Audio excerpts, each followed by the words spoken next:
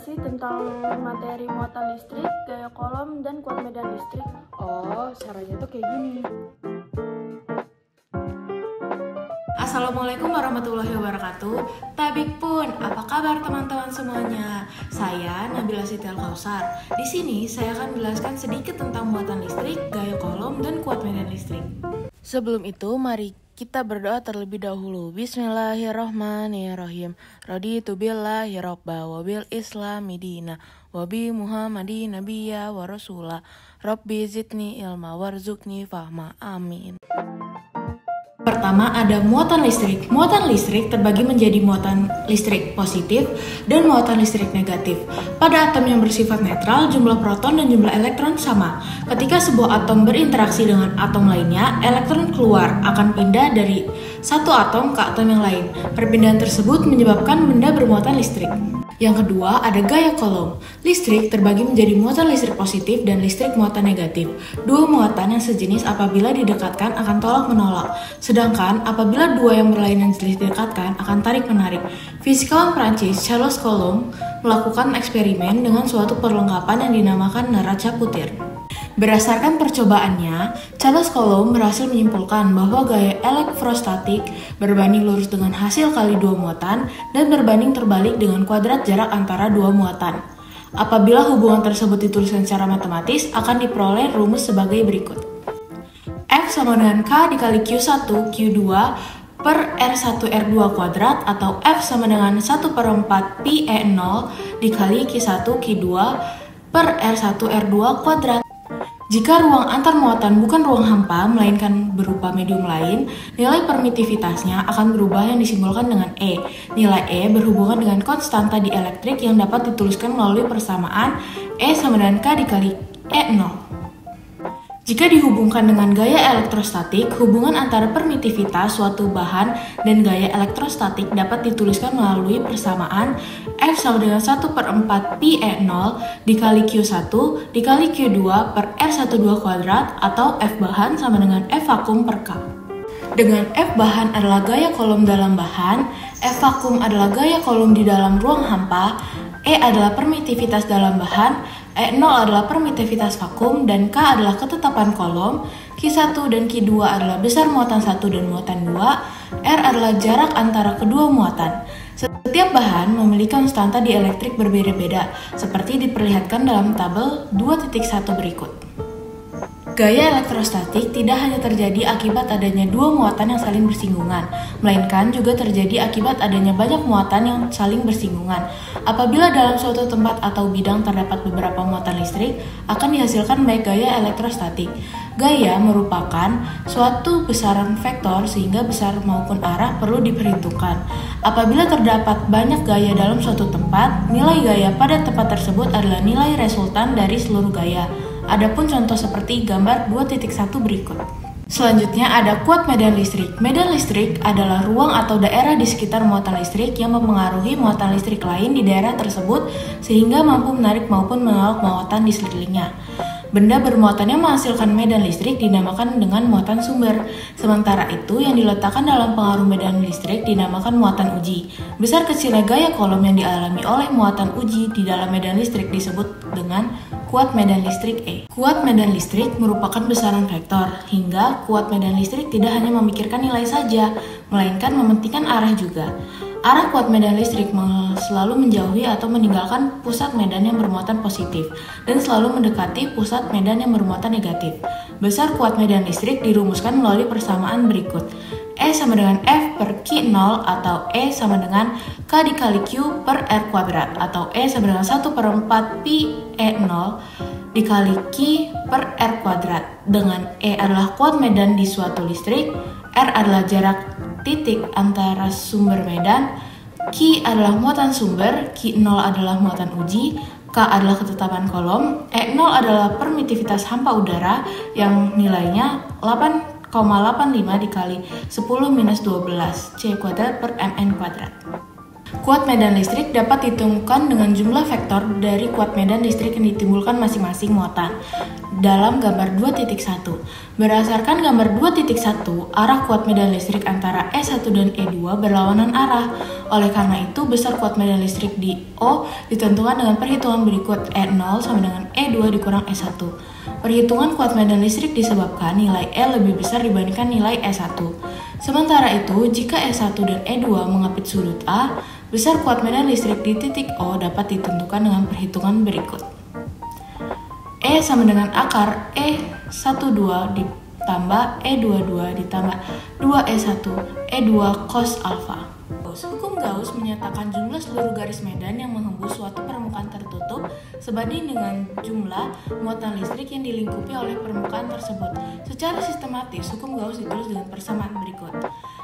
Dengan keterangan jumlah garis medan atau flux listrik, E adalah kuat medan listrik pada permukaan tertutup, A adalah luas permukaan tertutup, Q adalah muatan yang dilingkupi muatan tertutup, E0 adalah permitivitas hampa udara, Theta adalah sudut antara E dan garis normal bidang.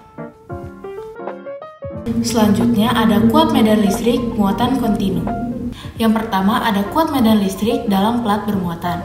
Dimisalkan suatu keping sejajar memiliki luas dan masing-masing keping diberi muatan sama, tetapi berlawanan jenis, sehingga keping sejajar tersebut memiliki rapat muatan listrik dengan persamaan berikut.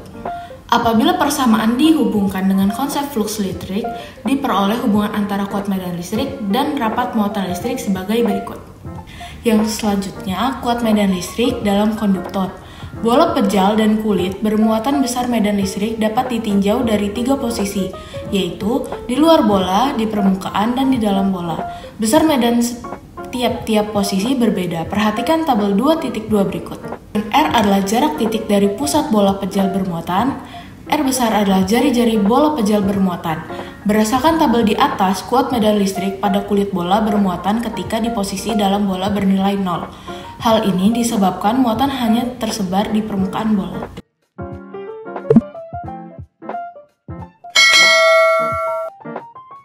Selanjutnya kita masuk ke latihan soal. Soal yang pertama, dua benda bermuatan plus Q1 dan plus Q2 berjarak satu sama lain.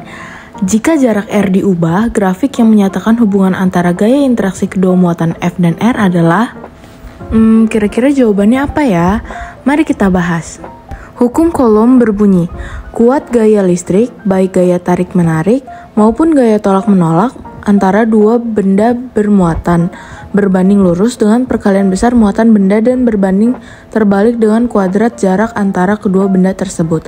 Bila dinyatakan dalam rumus gaya Coulomb, memiliki rumus F sama dengan K dikali Q1 kali Q2 per R kuadrat, di mana F adalah gaya tolak-menolak atau gaya tarik-menarik, K adalah konstanta Coulomb, dan Q1, Q2 masing-masing adalah muatan kedua benda, dan R adalah jarak di antara kedua benda tersebut. Di sini terlihat bahwa F, gaya Coulomb akibat muatan benda, berbanding terbalik dengan kuadrat dari jarak antara dua muatan Q1 dan Q2.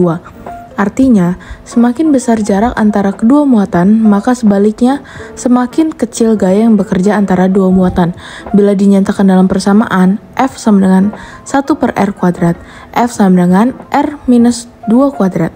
Karena bentuk kurva pada persamaan dengan pangkat eksponen sebesar min 2 adalah kurva hiperbola, maka grafik yang menyatakan hubungan antara gaya interaksi kedua muatan F dan R adalah juga grafik berbentuk hiperbola. Soal selanjutnya, 3 titik bermuatan listrik sejenis dan sama besar diletakkan di setiap sudut-sudut segitiga sama sisi ABC. Jika gaya antara dua titik bermuatan nilai F, gaya Coulomb di salah satu titik sudut segitiga sebesar. Diketahui 3 titik bermuatan listrik sejenis dan sama besar, QA sama dengan QB sama dengan QC sama dengan Q. Ketiga muatan terletak di tiap sudut segitiga sama sisi. Panjang sisi misalkan R. Gaya antara dua titik bermuatan nilai F. Yang ditanya, gaya Coulomb di salah satu titik sudut segitiga. Jawab, misalkan kita tinjau muatan di titik A. Muatan A mengalami interaksi tolak-menolak dengan muatan B dengan gaya sebesar FAB sama dengan K dikali QA dikali QB per R kuadrat. F sama dengan K dikali Q kuadrat per R kuadrat. muatan A mengalami interaksi tolak-menolak dengan muatan B dengan gaya sebesar FAC sama dengan K dikali QA dikali QC per R kuadrat, F sama dengan K dikali Q kuadrat per R kuadrat. Resultan gaya yang dialami muatan di titik A, FC kuadrat sama dengan FAB kuadrat plus FB kuadrat ditambah 2 dikali FAB dikali FAC dikali cos 60. FAC sama dengan F kuadrat plus 2 dikali F dikali 1/2 sama dengan 3F kuadrat. Lalu diakarkan. Jadi gaya kolom di salah satu titik sudut segitiga adalah F akar 3. Lanjut nomor 3. Muatan sebesar Q ditempatkan di setiap titik sudut persegi yang berisi A cm. Apabila 1/4 pi E0 sama dengan K nm kuadrat per C kuadrat, muatan di setiap titik sudut mengalami gaya sebesar, kita bahas FA sama dengan FC sama dengan K kiki per R kuadrat. FA sama dengan FC per K kiki per A kuadrat. Mencari resultan gaya magnet antara muatan A dan muatan C, FAC sama dengan akar FA kuadrat plus FC kuadrat plus 2FAAC cos 90. Akar FA kuadrat plus FC kuadrat sama dengan 0. Akar kaki kuadrat plus A kuadrat dikuadratkan ditambah kaki kuadrat per A kuadrat dikuadratkan sama dengan akar 2K2 Q4 per A4. Akar 2 plus kaki 2 per A kuadrat. FB sama dengan kaki Q per R kuadrat sama dengan F kiki per A akar 2 kuadrat. Kaki Q per 2A kuadrat. Mencari resultan gaya magnet antara FAC dan FB sama dengan FR sama dengan FAC ditambah FB sama dengan akar plus kaki kuadrat per A kuadrat ditambah kaki kuadrat per 2A kuadrat. Hasilnya akar 2 plus 1/2 kaki kuadrat per A kuadrat. Jadi muatan di setiap titik sudut mengalami gaya sebesar akar 2 plus 1/2 kaki kuadrat per A kuadrat N. Selanjutnya, soal nomor 4. Perhatikan gambar berikut. Jarak antar titik sama yaitu R. Jika AB sama dengan BC sama dengan CD sama dengan DE sama dengan EF, titik yang tidak terpengaruh medan listrik adalah. Perhatikan gambar. Karena muatan beda jenis, maka titik yang tidak mendapatkan medan adalah di samping muatan yang lebih kecil, yakni min 1/2 Q. Hal ini dilakukan karena muatan negatif akan menarik dan muatan positif akan menolak. Sehingga titik yang paling mungkin agar medannya 0 adalah sebelah kanan atau sebelah kiri. Kemudian dipilih yang sebelah kiri karena muatan kiri lebih kecil. Pemilihan yang lebih kecil karena semakin jauh medannya semakin kecil. Kita misalkan AB sama dengan X, kemudian kita letakkan sembarang titik di sebelah kiri muatan C sejauh P. Sehingga RC sama dengan P dan RE sama dengan 2X plus P. Sehingga kaki C per RC kuadrat sama dengan kaki E per RE kuadrat. 1/2 P kuadrat sama dengan 2X plus P 2. Dengan demikian, titik yang tidak terpengaruhi medan listrik adalah titik A. Selanjutnya kita lanjut ke soal nomor 5. Perhatikan skema bola pejal berikut.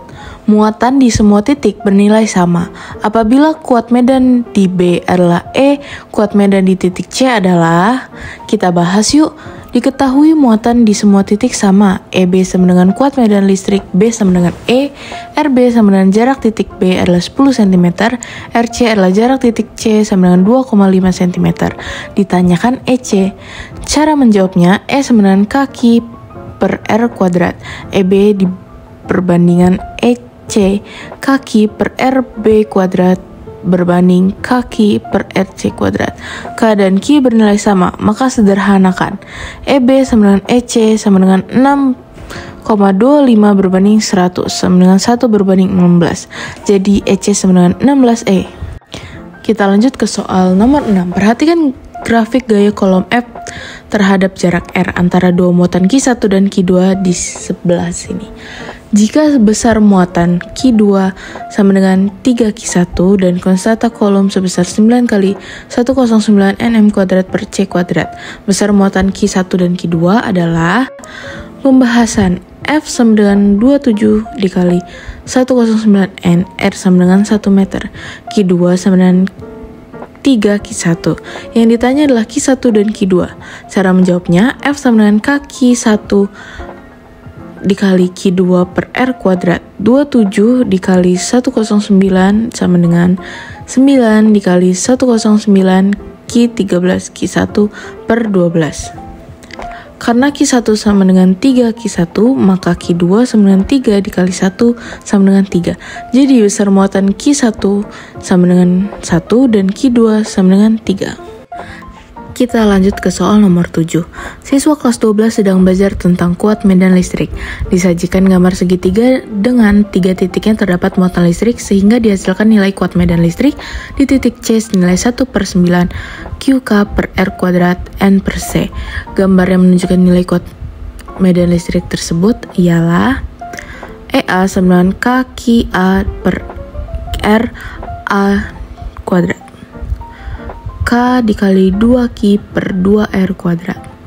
KQ per 2R kuadrat. EB sama dengan KQB per RB2. K dikali 3Q per 3R2. KQ per 3R2.